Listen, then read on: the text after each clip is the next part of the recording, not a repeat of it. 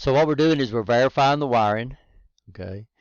So when I turn on input 0, then output, then input 0.0 will turn on output Q0.1. And then input 0.1 will turn on Q0.1.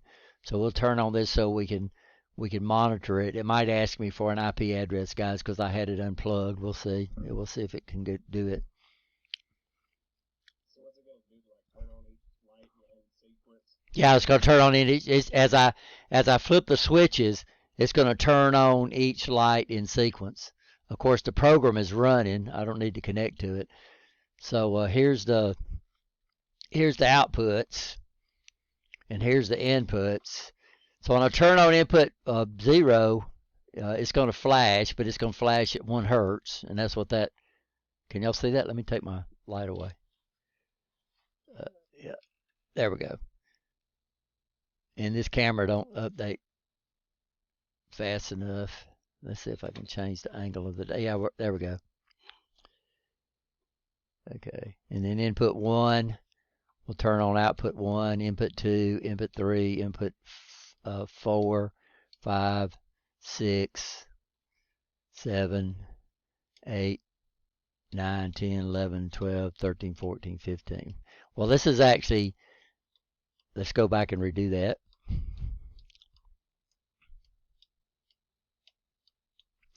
So this is input 0.0. Let me get the cable out of the way. And I have it going through that timing bit. So it's flashing at 1 hertz. Here's 0.1. Here's 0.2. Here's 0.3. Here's 0.4. 0.5, 0.6, 0.7. This is 1.0. This is 1.1, 1.2, 1.3, 1.4, 1.5. This is input 8.0, and this is input 8.1. So this is when we shift over to our other module.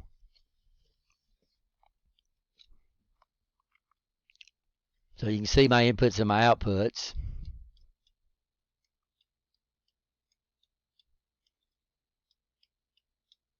So here put 0, 1, 2,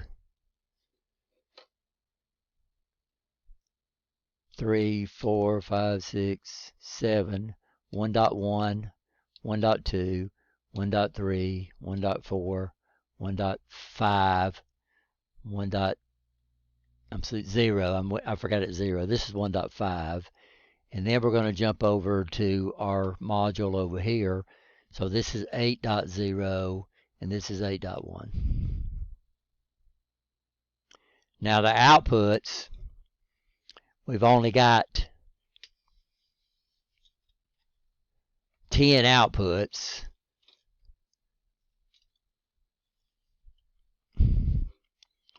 So this would be Q0, oops. If it focuses in. This is Q0.0, 0.1, 0.2, 0.3, 0.4, 0.5, DR. 0, 1, 2, 3, 4, 5, 6, 7. This is 1.0. This is 1.1, 1.2. And then how far we go.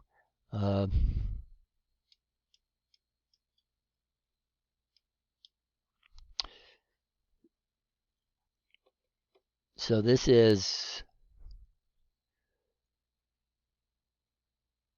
one. This would be 1. This would be 1.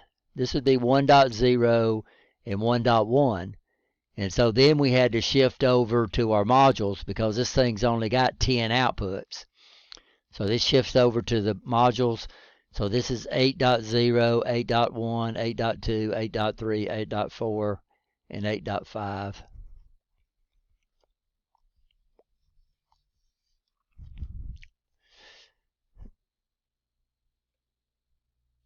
So here we shifted over to the other module. So this is as far as we go with this guy. Okay.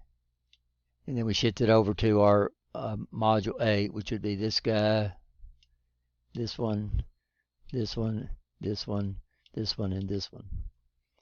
Of course, the line does not use all the second and third byte, but we'll see what it uses, and we'll get that into our program. So we got everything wired up.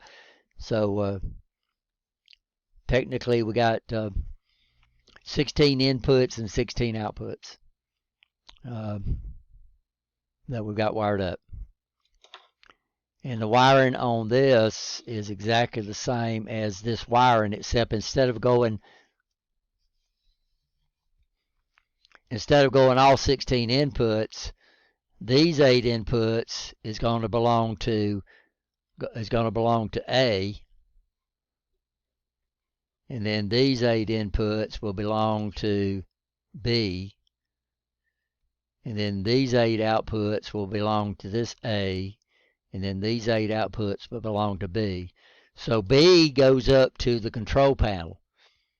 That's the one that's got the switch and the push buttons and everything.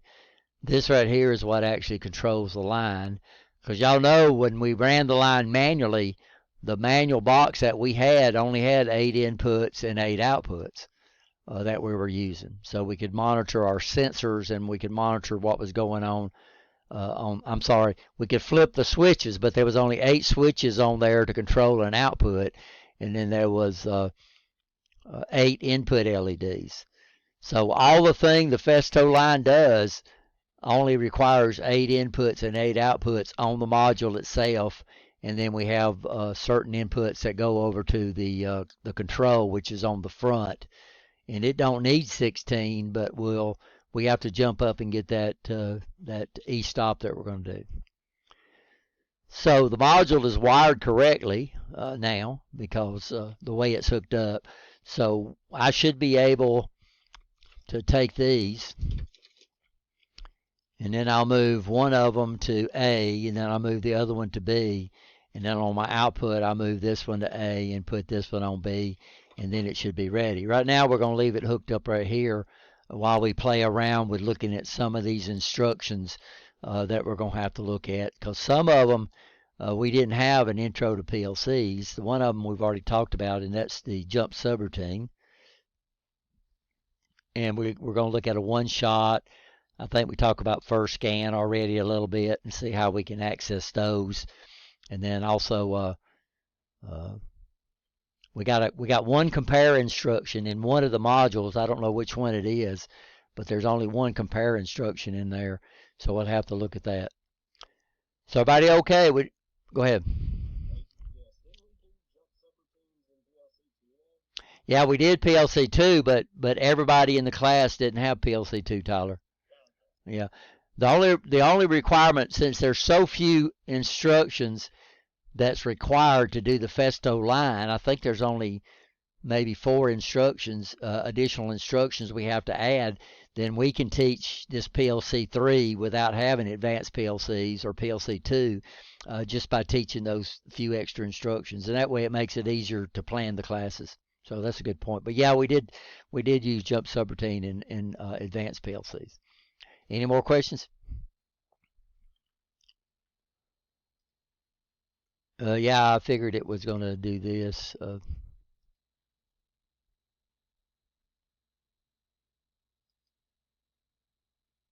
So what's the first subroutine going to do?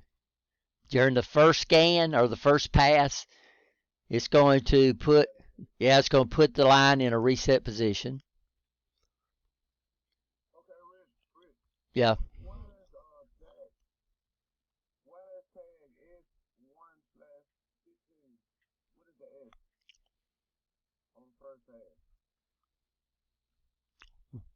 What do you mean right here? On the tag chart?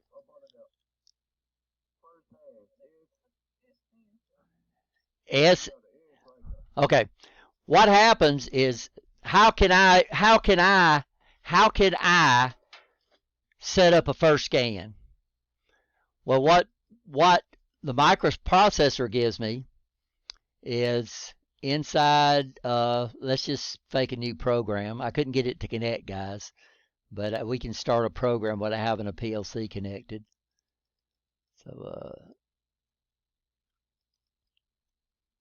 So that's a good question, Michael. So when I look inside the controller, I'm sorry, controller properties. Nope, that's not it. Processor status. Yeah, well, this is the S register. Well, right here, this is S. This is provided by the PLC. This is S 1/15. So what we're doing is we're monitoring this bit right here. So the processor automatically sets that word 1/15 with what? It automatically sets it on the first scan. And then after the first scan, it's what? It's cleared. So that's a good question. Yeah, so that's why we use that S colon 1/15. So that's what we're monitoring right there, is we're monitoring that first pass right there. So that's a good question. Everybody see that? So I would have to know that. And, I'd have to know what's available to me inside this guy right here. So we have a free running clock right here that's going to run if I had a program running. But this is the guy that we're monitoring right here, right? This first scan. Everybody okay? Does that make sense? Okay. Good question. Okay. Yeah. So all I do is I type in S/15 and it puts the tags up there for me. So, I mean, not the tags, the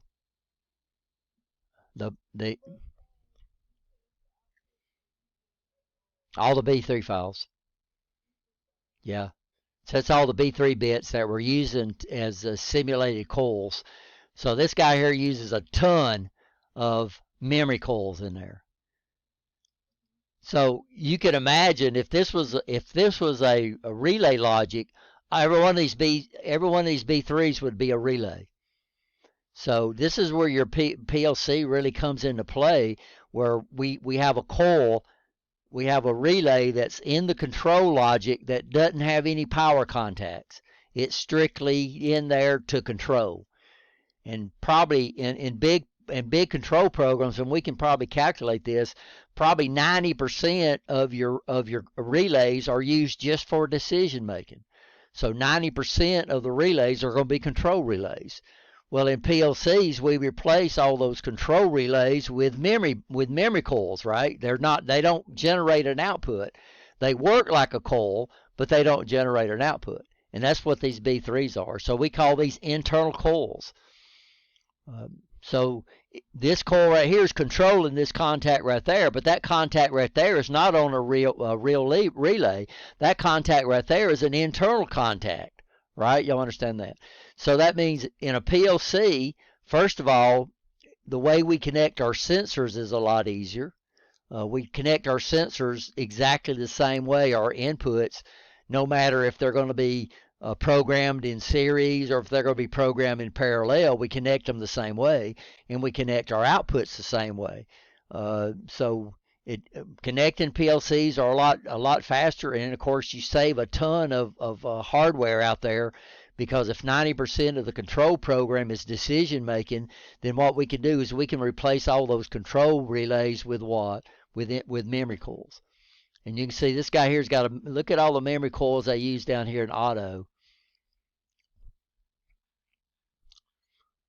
So there's a memory, there's a memory, there's memory, there's memory, there's memory, there's memory, there's memory. So every one of these are using B3 files.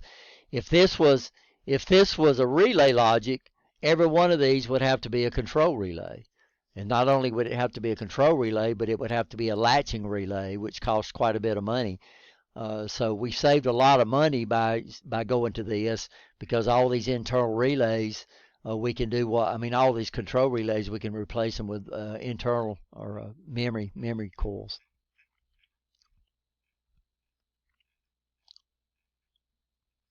So let me get back to org. So this is our main group.